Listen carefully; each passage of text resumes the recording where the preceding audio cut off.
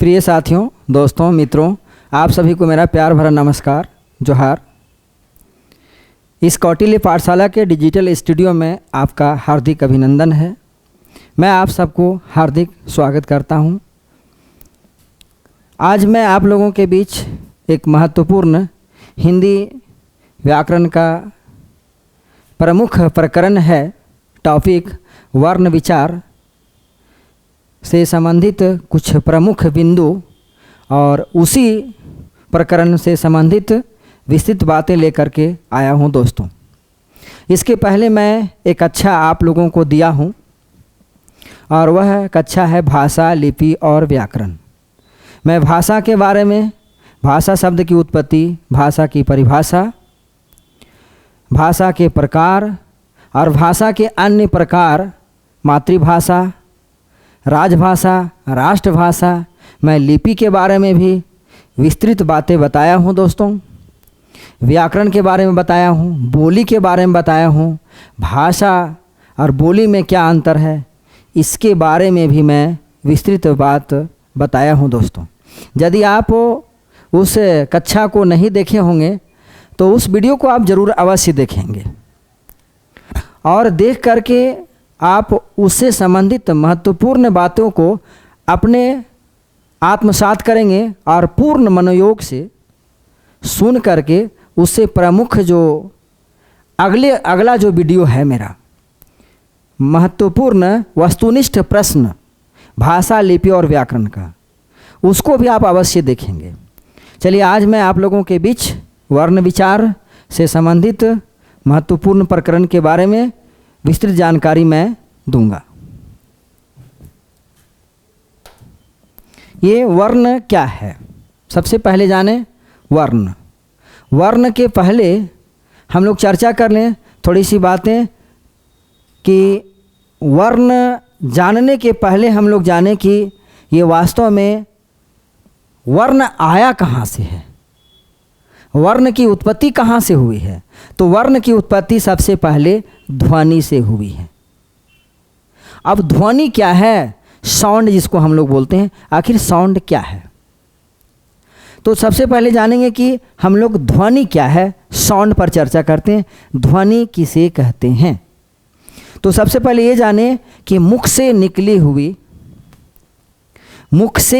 हुई हवा का वह स्फोट जिसको कोई खंड या टुकड़ा नहीं कर सकते।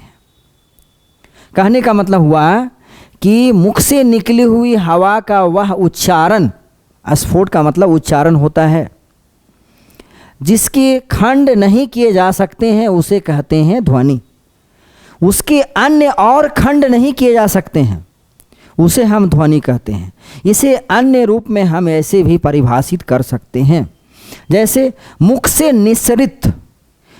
निस्सरित मतलब हुआ निकली हुई, हवा का वह स्फोट यानी उच्चारण, निस्सरित मतलब होता है निकली हुई और स्फोट का मतलब उच्चारण, जिसके खंड नहीं किए जा सकते हैं ध्वनि कहते हैं। उसे आगे और खंड नहीं किया जा सकता है। अब इस प्रकार हम लोग जानेंगे कि ध्वनि से संबंधित कौन कौन ऐसे प्रश्न बन सकते हैं जो परीक्षा उपयोगी होते हैं। और प्रायः वह सी-टेट की परीक्षा हो या जे-टेट वाले विद्यार्थी हो या एसएससी जीडी की परीक्षा की तैयारी कर रहे हो या झारखंड पुलिस आगामी जो परीक्षा होने वाली है उसकी परीक्षा की भी तैयारी कर रहे होंगे या अन्य कोई भी प्रतियोगिता परीक्षा की तैयारी कर रहे होंगे। ऐसे महत्वपूर्ण प्रकरण से हमेशा परीक्षा में एक न एक प्रश्न पूछा जाता है दोस्तों। तो ध्वनि से संबंधित वह कौन कौन से ऐसे प्रश्न बनते हैं जो परीक्षा उपयोगी होते हैं, उसको आप देखिए। ध्वनि भाषा की सबसे छोटी या लघुत्तम इकाई है। भाषा की सबसे मौखिक इकाई इसको कहते हैं। ध्वनि भाषा की सबसे मौखिक इकाई या लघुत्तम इकाई है। सबसे बड़ी बात है ये प्रश्न में हमेशा पूछता है दोस्तों। दूसरी बात, उच्चारण की दृष्टि से भाषा की ये लघुत्तम भी इकाई है। हम जिस शब्द का उच्चारण करते हैं उसको एक लिख करके जो रूप में व्यक्त कर देते हैं वो वर्ण हो जाता है, लेकिन जो उच्चारण है वह है ध्वनि। और भाषा की सबसे छोटी मौखिक इकाई वो भी क्या कहलाती है? ध्वनि होती है। और भाषा की लघुत्तम श्रव्य खंड, ऐसे भी परीक्षा में पूछा जाता है। तो श्रव्य खंड वह कौन सा है? तो ध्वनि है। तो इस तरह से ध्वनि से संबंधित महत्वपूर्ण प्रश्न ऐसे बनते हैं जो परीक्षा उपयोगी होते हैं। दोस्तों आगे देखते हैं। अब हम लोग चलें वर्ण, अक्षर के बारे में जाने। लेटर क्या है? What is letter? लेटर आखिर क्या है? वर्ण क्या है? अक्षर क्या है? तो सबसे पहले ये जाने कि जो शब्द मुख से निकलती है, निसृत हवा का वह स्फोट ध्वनि है। और ध्वनि को लिखने का एक वास्तव में ध्वनि को हम किस रूप में लिखेंगे तो वही है वर्ण। तो ध्वनि का लिखित रूप जो है वो वर्ण कहलाता है। ध्वनि का लिखित रूप वर्ण कहलाता है। इस प्रकार हम लोग ऐसे भी बोल सकते हैं, वर्ण उस मूल ध्वनि को कहते हैं जिसके खंड या टुकड़े नहीं किए जा सकते हैं, जिसे खंड या टुकड़े नहीं किए जा सकते हैं। दूसरी बात, हम इसे ऐसे भी परिभाषित कर सकते हैं, भाषा की सबसे छोटी ध्वनि या उस ध्वनि के लिखित चिन्ह को वर्ण या अक्षर कहते हैं जिसके खंड नहीं होते हैं। आगे जैसे हम लोग देखते हैं, क मैं लिखा हूँ, क को आगे और खंड नहीं किया जा सकता है। ख, च, ऐसे जो वर्ण हैं उसे आगे और खंड नहीं कर सकते हैं।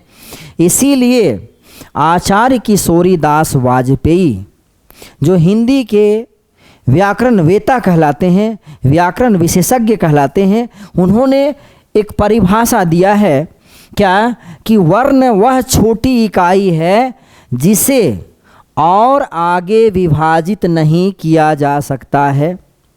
उसे और आगे कभी नहीं विभाजित किया जा सकता है, उसी को कहते हैं हम लोग वर्ण। आगे देखते हैं अक्षर के बारे में जाने। अक्षर शब्द जो है, दो अक्षर में आ उपसर्ग और क्षर शब्द से शब्द बना है अक्षर। क्षर का मतलब होता है क्षरण करना, नाश करना, विनाश करना। लेकिन आ उपसर्ग लग गया तो अ का अर्थ हो गया नहीं, तो जिसका विनाश या जिसका नाश नहीं किया जा सकता है, अनाशवान जिसको कहते हैं। और अनाशवान कौन है?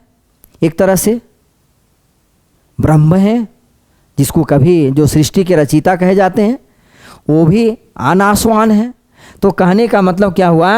अक्षर जिसका नाश या विनाश नहीं किया जा सकता है उसे हम कहते हैं अक्षर। यदि अक्षर के बारे में जाने तो इसे इस रूप में बोल सकते हैं। आगे क्या है, इसे कंठाग्र कर लें दोस्तों। अक्षर को परिभाषित हम लोग कैसे दे सकते हैं? काव्य के रूप में कैसे परिभाषित कर सकते हैं? तो कहने का मतलब है जिसका होता कभी न क्षर वह कहलाता है अक्षर। ध्यान देना, जिसका होता कभी न क्षर वह कहलाता है अक्षर। अर्थात न क्षरति इति अक्षरम, जिसका कभी नाश ना हो वो अक्षर या वर्ण कहलाता है। इस प्रकार हम लोग देखेंगे कि वर्ण के से संबंधित कौन कौन से महत्वपूर्ण प्रश्न बनते हैं जो परीक्षा उपयोगी होते हैं। तो ध्यान देना है, भाषा की सबसे पहले ध्यान दीजिएगा दोस्तों, मैं पहले बताया था कि भाषा की सबसे मौखिक इकाई, छोटी इकाई, तो वो है ध्वनि। लेकिन भाषा की सबसे छोटी लिखित रूप या लिखित इकाई वो कौन सा है? तो वो है वर्ण। भाषा की लघुतम दृश्य खंड या इकाई वो है वर्ण। मैं लिखाया था भाषा की सबसे लघुतम श्रव्य खंड वो था कौन सा? ध्वनि। लेकिन यहाँ एक भाषा की लघुतम दृश्य खंड कौन सा है? तो वो है वर्ण। आगे हम लोग देखें, इसे ऐसे भी परीक्षा में प्रश्न पूछने की संभावना प्रायः बनी रहती है दोस्तों। तो क्या है? ध्वनि के उच्चारित रूप, ध्वनि के उच्चारित रूप, उच्चारित रूपों के प्रतीकात्मक चिन्ह को हम लोग भी वर्ण कहते हैं। अब हम लोग जरा देखें कि वर्ण की एक विशेषता क्या हो सकती है। वर्ण की एक विशेषता ये भी हो सकती है कि वर्ण बोला जा सकता है, वर्ण सुना जा सकता है, वर्ण लिखा जा सकता है, देखा जा सकता है और साथ ही साथ वर्ण पढ़ा भी जा सकता है। तो यहाँ हम लोग देखेंगे कि वर्ण की एक महत्वपूर्ण विशेषता क्या है। वर्ण बोला जा सकता है, सुना जा सकता है, पढ़ा जा सकता है, लिखा जा सकता है, देखा जा सकता है। ये वर्ण की एक विशेषता यह भी होती है। आगे हम लोग देखें क्या वर्ण क्या है। तो अखंड मूल ध्वनि का नाम क्या है? परीक्षा में प्रश्न पूछा जाएगा। अखंड मूल ध्वनि का नाम क्या है? वर्ण, अक्षर, वर्ण रहेगा, शब्द रहेगा, वाक्य रहेगा। तो हम लोग यहाँ लिखेंगे क्या? अखंड मूल ध्वनि का नाम क्या है? तो वो है वर्ण है। आगे देखते हैं दोस्तों। अब हम लोग चर्चा करें वर्ण के बाद हम लोग चलें कि वर्णमाला क्या है। वर्णमाला, माला, वर्णमाला का मतलब क्या होता है? पंक्ति, समूह। वर्णमाला का मतलब ये भी बोल सकते हैं, पंक्ति भी, समूह भी बोल सकते हैं, समुदाय भी बोल सकते हैं। तो ध्यान देना है वर्णमाला है क्या? तो वर्णों या अक्षरों के क्रमबद्ध समूह को, वर्णों या अक्षरों के व्यवस्थित क्रमबद्ध समूह को हम क्या कह सकते हैं? वर्णमाला कहते हैं। अब यहाँ जानेंगे कि वर्णमाला आखिर कितने हैं। हिंदी में वर्णमाला, हिंदी में वर्णों की कुल संख्या कितनी है तो हम लोग क्या जानेंगे, तो उस पर अभी हम लोग चर्चा करें थोड़ा सा। क्या कि वर्णमाला में स्वर वर्णों की संख्या 11 होती है और व्यंजन वर्णों की संख्या 33 होती है। इसके अलावे अन्य और व्यंजन वर्ण होते हैं जो अंतस्थ व्यंजन के नाम से जाने जाते हैं, ऊष्म व्यंजन के नाम से जाने जाते हैं, संयुक्त व्यंजन जिसे हम कहते हैं, उत्क्षिप्त व्यंजन वर्ण भी कहते हैं, और एक अयोगवाह ध्वनियाँ होती है जिसे अयोगवाह वर्ण भी कहते हैं। तो ध्यान देना है, सबसे पहले ये जाने कि स्वर वर्ण कितने होते हैं। तो 11 होते हैं। आ, हर्षही, दुर्गही, छोटी ऊ, बड़ी ऊ, री, ए, आय, ओ और अ। ये कुल मिला करके देखें तो स्वर वर्ण कितने होते हैं? 11। और क से लेकर के अंगा तक जिसको हम लोग क्या बोलते हैं? का वर्ग बोलते हैं। चा से लेकर के इया तक इसको हम लोग क्या बोलेंगे? चा वर्ग बोलते हैं। टा से लेकर के मूर्धन्य तक तो इसे हम लोग टा वर्ग कहते हैं। और ता से लेकर के दंतना तक जिसको ता वर्ग कहते हैं। और प से लेकर के म तक प, फ, ब, भ और म जिसे पा वर्ग कहते हैं। और कुल मिलाकर के यदि देखा जाए तो का वर्ग में देखिए ये 5 5 5 5 और ये 5 कुल मिलाकर के यदि देखा जाए तो ये 25 होते हैं दोस्तों। तो यहाँ ध्यान देना, इसको हम लोग कहते हैं स्पर्श व्यंजन वर्ण। अब देखिए स्पर्श व्यंजन वर्णों की संख्या कितनी हो गई? 25। तो 25 जो हो गई तो का वर्ग में कितने हैं? 5। चा वर्ग में कितने हैं? 5। टा वर्ग में कितने हैं? 5। ता वर्ग में कितने हैं? 5। और पा वर्ग में है 5। तो ये प्रत्येक का एक वर्ग बना हुआ, वर्ग से संबंधित है, इसीलिए इसे दूसरा नाम बोला गया है वर्गीय व्यंजन। तो वर्गीय व्यंजन वर्णों की संख्या कितनी है? 25। तो स्पर्श व्यंजन वर्ण या वर्गीय व्यंजन वर्ण बोलेंगे 25 कितने हैं। इसके अलावे य, र, ल, व अंतस्थ व्यंजन वर्ण होते हैं, इनकी संख्या 4। तालव्य स, मूर्धन्य स, दंड स और ह ये ऊष्म व्यंजन वर्ण हैं, इनकी सभी संख्या कितनी है? 4 होती है। और संयोगी छ, त्र, ज्ञ ये है संयुक्त व्यंजन वर्ण, जिसे संयुक्ताक्षर वर्ण भी हम कहते हैं, इनकी भी संख्या होती है 4। और आगे आगत उत्क्षिप्त वर्ण होते हैं 2, जिसे आगे हम लोग पढ़ेंगे, जिसे आगत वर्ण भी कहते हैं, इसे विकसित वर्ण भी कहते हैं।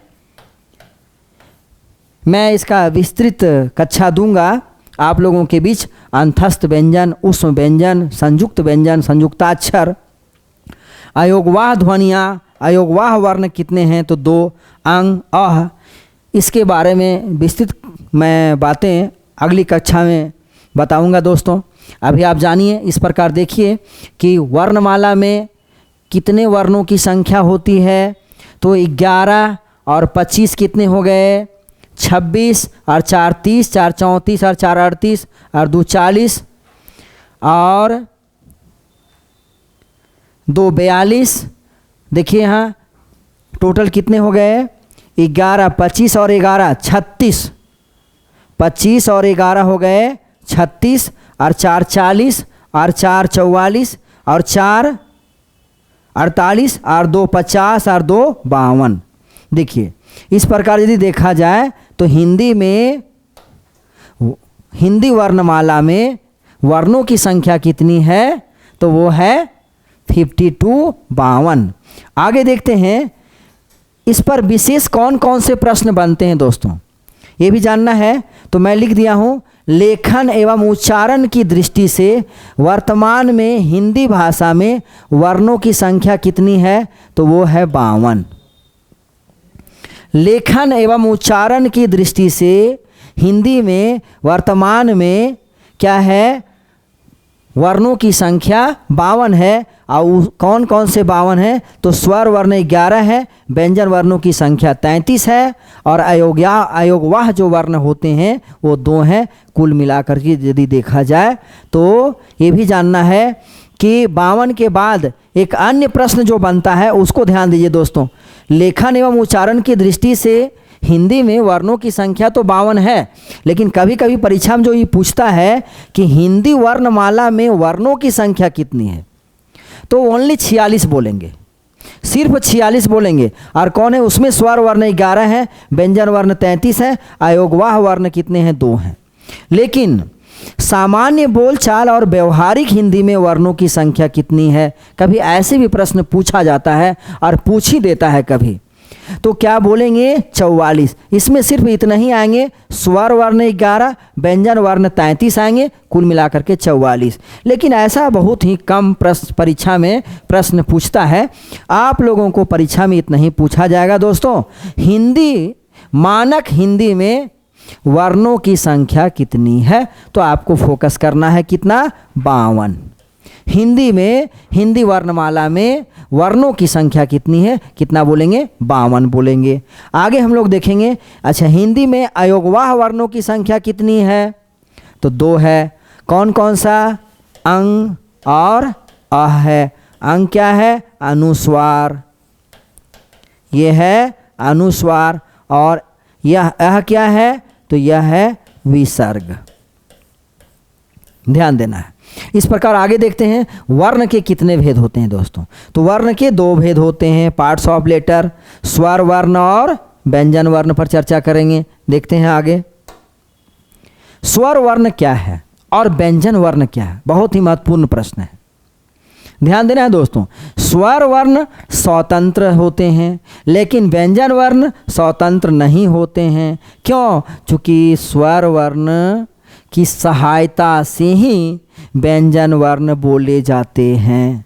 ये भी ध्यान देना है। स्वर वर्ण की सहायता के बिना व्यंजन वर्ण का उच्चारण नहीं हो सकता है।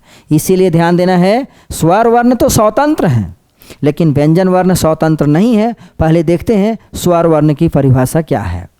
तो जिन वर्णों के उच्चारण में बिना किसी दूसरे वर्ण की सहायता नहीं ली जाती है, कहने का मतलब हुआ कि जिन वर्णों के उच्चारण या वर्णों या अक्षरों के उच्चारण बिना किसी दूसरे वर्णों की सहायता से होता है, कहने का मतलब हुआ इसका उच्चारण स्वतंत्र रूप से होता है।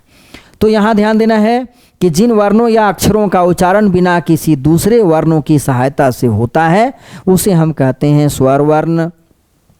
दूसरा परिभाषा में ये भी दे सकते हैं कि वे ध्वनियाँ जिनके उच्चारण में हवा मुख से बिना किसी बाधा के बाहर निकल जाती है, अर्थात मुखांग कहीं भी स्पर्श नहीं करते हैं, उन ध्वनियों को कहते हैं हम क्या? स्वर कहते हैं। मुखांग, मुखांग में इसका मुख प्लस अंग तब शब्द बना है मुखांग, मुख प्लस अवयव तब शब्द बना है मुखावयव। तो मुखांग कौन से हैं? तो ध्यान देना है, हम लोग चर्चा करेंगे। मुखांग में कितने अंग होते हैं? जैसे मुख के अंग कौन कौन से हैं? कंठ है, तालु है। यहाँ ध्यान देना है दोस्तों, यहाँ ध्यान दीजिए। ये है कंठ, ये है तालु, ये है मूर्धा, ये है दंत और ये है ओष्ठ। ओष्ठ और ये क्या है?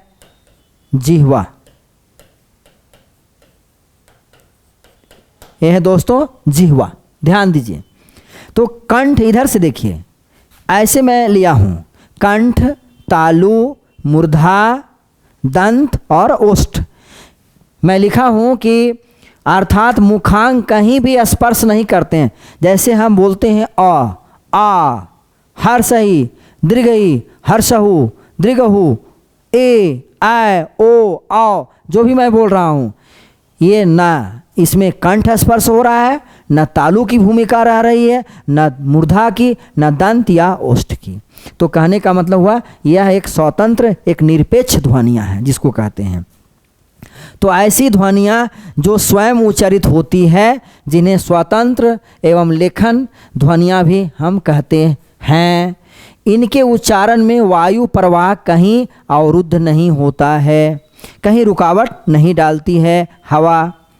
आगे देखते हैं, जैसे आ, हर्षहि, दीर्घहि, हर्षहु, दीर्घहु, री, ए, आय, ओ, औ। अब ये जाने हिंदी वर्णमाला में स्वर वर्णों की संख्या कितनी है? तो 11 है। ये भी ध्यान देना है दोस्तों, बहुत ही महत्वपूर्ण है, 11।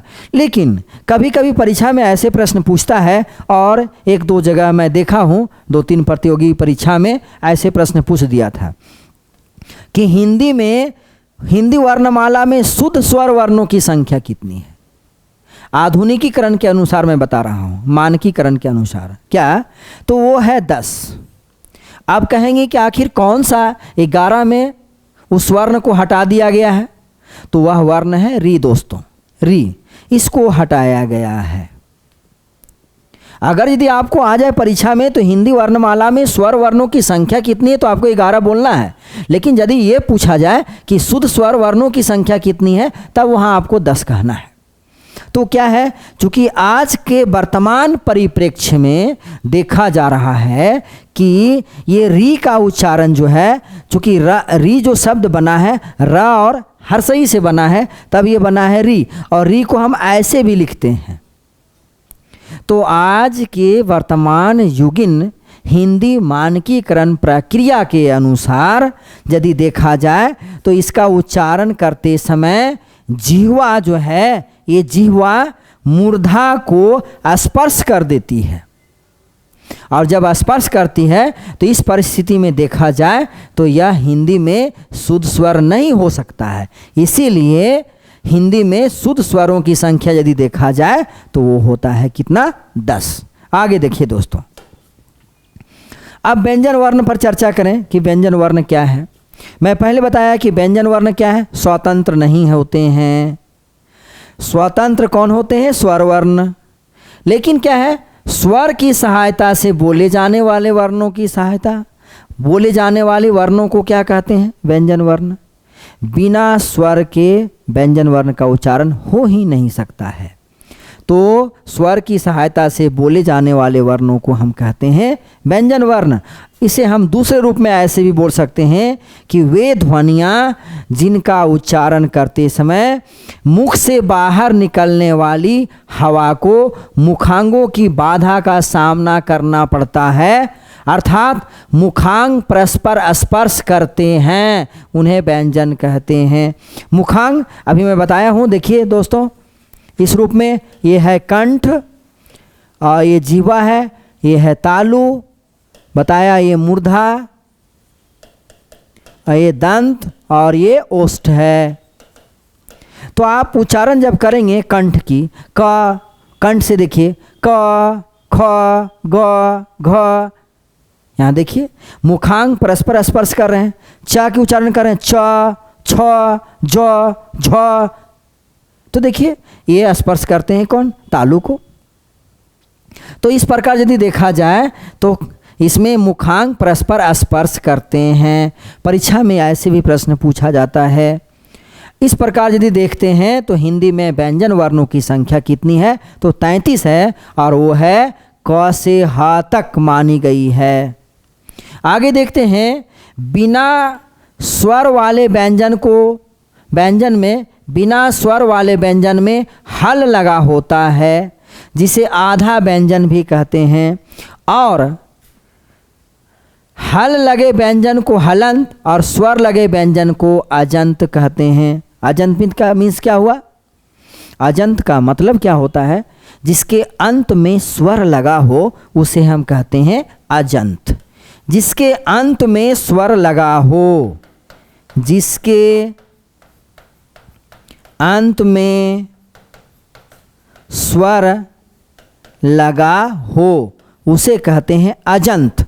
अजंत शब्द बना कैसे है? अच धन अंत, तब ये बना है अजंत।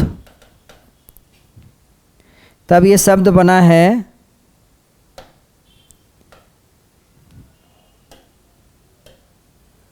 अजंत, और ये शब्द है व्यंजन संधि। तो ध्यान देना है। आगे हम लोग देखें कौन कौन से हैं व्यंजन वर्ण। क वर्ग, च वर्ग, क वर्ग में 5, च वर्ग में 5, ट वर्ग में 5, त वर्ग में 5 और प वर्ग में 5, ये कुल मिलाकर के कौन वर्ण कहलाएंगे? ये हैं स्पर्श व्यंजन, या इसको बोलेंगे वर्गीय व्यंजन। और इनकी संख्या कितनी है? तो 25 है। आगे देखते हैं अंतस्थ व्यंजन कौन कौन से हैं। य, र, ल, व, तालव्य श। यहाँ ध्यान देना है, य, र, ल, व, तालव्य श। ये लेखन के दृष्टिकोण से ये ऐसे है दोस्तों, लेकिन यदि उच्चारण की दृष्टिकोण से यदि देखा जाए तो ये होता है या व र ल। याद रखिएगा, या व र ल, या व र ल, ये उच्चारण के दृष्टिकोण से ऐसे होते हैं, लेकिन लेखन के दृष्टिकोण से अंतस्थ व्यंजन ऐसे लिखेंगे या र ल व। इनकी संख्या कितनी होती है? 4। परीक्षा में भी प्रश्न पूछा जाता है कि अंतस्थ व्यंजन वर्णों की संख्या इनमें से कितनी होती है, या ऐसे दे देता है परीक्षा में या र ल व में या र ल और एक दे देगा अन्य तालव्य स। बोला जाएगा कि इनमें से कौन अंतस्थ व्यंजन नहीं है। मैं इसका अभ्यास प्रश्न पत्र नेक्स्ट वीडियो में लेकर के आऊँगा दोस्तों, और परीक्षा में कैसे प्रश्न पूछता है इस पर मैं विशेष रूप से आप लोगों को जानकारी दूंगा। ऊष्म व्यंजन कितने हैं? 4। तालव्य स, मूर्धन्य स, दन्य स और ह। आगे देखते हैं। अब हम लोग इतना जान लीजिए कि अभी हम लोग देखें, मैं वर्ण के बारे में बताया, वर्ण के कितने भेद, वर्णमाला पर मैं चर्चा किया। अब कुछ महत्वपूर्ण जो परीक्षा में प्रश्न पूछते हैं उसको भी आप लोग देख लीजिए दोस्तों। इसका अगला नेक्स्ट वीडियो भी मैं लेकर के आऊँगा। इससे थोड़े और परीक्षा में जो प्रश्न पूछता है आपको थोड़ा ट्रबल आएगा, उसमें समस्याएं आती रहती है, समझने के लिए अंडरस्टैंडिंग बढ़ाना है आपको, वैसे संबंधित परीक्षा में प्रश्न पूछता है। पहले आप देखिए आज क्या है कि एक साधारण सा प्रश्न है, वर्ण का अर्थ नहीं है। पहला क्वेश्चन, वर्ण का अर्थ नहीं है क्या है, एक प्रश्न। तो ध्यान देना है दोस्तों, वर्ण का अर्थ अक्षर होता है, रंग होता है, जाति होता है। ये वर्ण का ये अर्थ होता है अक्षर, रंग, जाति, लेकिन वर्ण का अर्थ सुंदर नहीं होता है। ये सुंदर नहीं होता है। तो इस दृष्टिकोण से यदि देखा जाए तो वर्ण का अर्थ नहीं है सुंदर। वास्तव में सुंदर क्या है, तो ये है एक विशेषण शब्द। और विशेषण शब्द देखा जाए तो विशेषण का कौन सा प्रकार है, तो ये शब्द है गुणवाचक विशेषण। गुणवाचक विशेषण बोलेंगे दोस्तों, गुणवाचक विशेषण बोलेंगे। आगे देखिए, वर्णों के समुदाय को क्या कहते हैं। वर्णों के समुदाय, समूह, पंक्ति को क्या कहेंगे, वर्णमाला, सर्वनाम, अक्षर या क्रिया। तो क्या बोलेंगे दोस्तों, वर्णमाला। सर्वनाम क्या है, जो संज्ञा के बदले में प्रयोग किया जाता है उसे हम लोग क्या कहते हैं, सर्वनाम। The noun instead of pronoun, तो ऐसे हम लोग बोलते हैं सर्वनाम। अक्षर क्या है, स्वर और व्यंजन वर्णों के मेल को हम लोग क्या कहते हैं, अक्षर बोलते हैं। और क्रिया क्या है, जो किसी काम को होने या करने का बोध कराता है उसे क्रिया कहते हैं। तो यहाँ हम लोग क्या बोलेंगे, वर्णों के समुदाय को वर्णमाला बोलेंगे दोस्तों। आगे देखते हैं, हिंदी में कुल वर्णों की संख्या कितनी है। तो यहाँ 49, 46, 36, 52, क्या बोलेंगे दोस्तों, ये 52। आगे देखते हैं, वर्णों के क्रम पूर्वक अलग करना कहलाता है। बहुत ही महत्वपूर्ण प्रश्न है दोस्तों। वर्णों को क्रम पूर्वक अलग करना, विच्छेद करना जिसको कहते हैं, क्या कहलाएगा, वर्ण क्रम, व्यंजन क्रम, संधि विच्छेद या वर्ण विच्छेद। तो गौर कीजिए, वर्ण को अलग करना, अलग करना यानी उसे विच्छेद करना, तो क्या कहलाएगा, वर्ण विच्छेद कहलाएगा। आगे देखिए, भाषा के सभी वर्णों के ... को वर्णमाला कहते हैं। क्या दल को, मेल को, समूह को या वृंद को। तो क्या बोलेंगे, भाषा के सभी वर्णों के समूह को वर्णमाला कहते हैं। तो यहाँ देखा जाए तो इसका सी ऑप्शन सही होगा। आगे देखते हैं, प्रत्येक शब्द की वर्तनी के सभी वर्णों को उसी क्रम में अलग अलग दिखाना क्या कहलाता है। अलग अलग दिखाना, अभी मैं इसके पहले बताया कि उसको अलग करना, विच्छेद कर देना, तो इसको क्या बोलेंगे, वर्ण संयोजन बोलेंगे। संयोजन तो हो गया मिलाना, लेकिन वर्ण विच्छेदन बोलेंगे या संधि बोलेंगे या संधि विच्छेद कहते हैं। तो क्या बोलेंगे, इसको वर्ण विच्छेदन बोलेंगे, वर्ण विच्छेद बोलेंगे। आगे देखिए, लिपि चिन्हों के क्रमबद्ध समूह को क्या कहते हैं। लिपि चिन्हों के क्रमबद्ध समूह को क्या बोलते हैं, तो उसे कहते हैं क्या, अक्षर, वर्ण, वर्ण समूह या वर्णमाला। तो क्या बोलेंगे, वर्णमाला बोलेंगे। आगे देखते हैं दोस्तों, लिखित भाषा में मूल ध्वनियों के लिए जो चिन्ह मान लिए गए हैं, जो चिन्ह मान लिए गए हैं, जिस रूप में ये लिखे जाते हैं उसे क्या कहते हैं। ध्वनि के लिखित चिन्ह को, मूल ध्वनि को जिस रूप में लिखे जाते हैं उसको क्या कहते हैं, लिपि बोलते हैं, स्क्रिप्ट बोलते हैं। तो उसे क्या बोलेंगे, लिपि बोलेंगे। आगे देखिए दोस्तों, हिंदी वर्णमाला में स्वरों की संख्या है, रिक्त स्थानों की पूर्ति करें। हिंदी वर्णमाला में स्वरों की संख्या कितनी है, तो भाई बताइए, 11 है। और यदि पूछ देता कि हिंदी वर्णमाला में शुद्ध स्वरों की संख्या कितनी है, तो क्या बोलते, उसे बोलेंगे 10। शुद्ध स्वरों की संख्या, तो बोलेंगे 10। आगे देखिए दोस्तों, निम्नलिखित में से कौन स्वर नहीं है? आ, उ, ए, इया, ये नहीं है। अब ये क्या है? तो च वर्ग का यह क्या है? च वर्ग का पंचमाक्षर है। च वर्ग का ये पंचमाक्षर है इया। तो इस प्रकार यदि देखा जाए तो इसमें इया डी ऑप्शन सही होगा। तो अभी मैं कुछ साधारण सा महत्वपूर्ण 10 प्रश्न आप लोगों को बताया, इसी वर्ण के भेद से संबंधित और वर्णमाला से संबंधित दोस्तों। तो आज मैं इतना ही बता करके इस सेशन को मैं समाप्त करना चाहता हूँ। यदि मेरा वीडियो अच्छा लगा होगा तो आप ज़रूर इस कौटिल्य पाठशाला के YouTube चैनल को आप जब सब्सक्राइब करेंगे, इसे लाइक ज़रूर कर देंगे और अपने दोस्तों, मित्रों, साथियों, हित परिजन जितने हैं सबको आप शेयर ज़रूर करेंगे दोस्तों। मैं इतना ही बोल करके आज की कक्षा को मैं समाप्त करता हूँ। एक बार आप लोगों को मेरी ओर से धन्यवाद, जोहार, सप्रेम, नमस्कार।